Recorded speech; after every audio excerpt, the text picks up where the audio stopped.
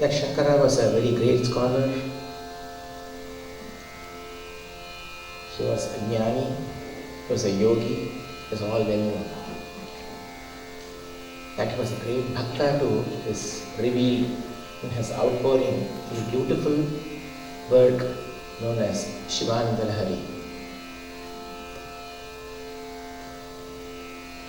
He gives a very beautiful definition for what bhakti is. We kind of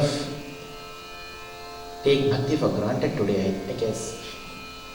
But Shankara very beautifully gives a very beautiful explanation, very beautiful description of how bhakti should be.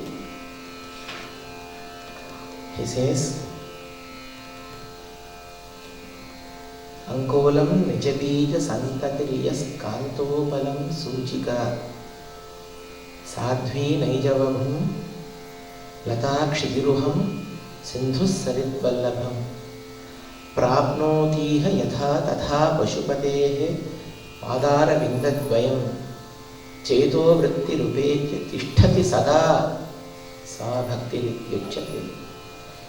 There is a tree called the Ankola tree, of which the seeds they fall here and there, but they try to gravitate to the mother tree for them to germinate.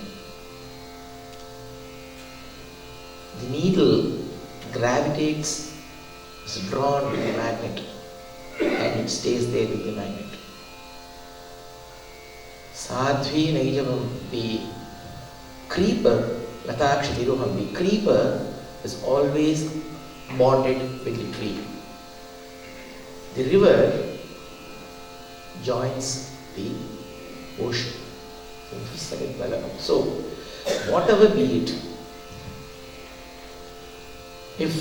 when the mind, Chetaha, when the mind stays forever, Sada Tishtati, stays forever at the feet of Parameshwara, Pashupatehe Padara Vindadvayam Cheto Vritti Tishtati Sada.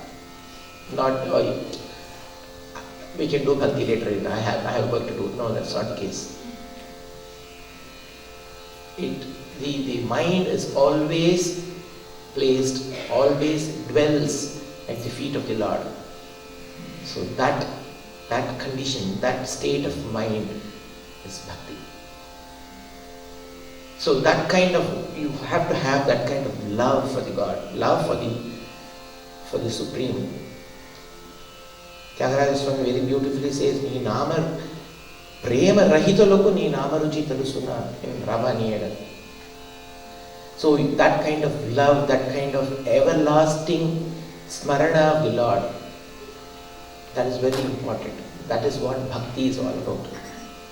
So here we see bhakti to Godhead, bhakti to Parameshwara, bhakti to His form, bhakti to His rupa, bhakti to His formless nature also. But Tyagaraja Swami employs bhakti for a different reason. He says, Sangita Jnanamo Bhakti Vina Sanmargamo Galade Manasa. He emphasizes the importance of bhakti for attainment of musical knowledge. He says, Swararaga Sudharasa Bhakti. So bhakti should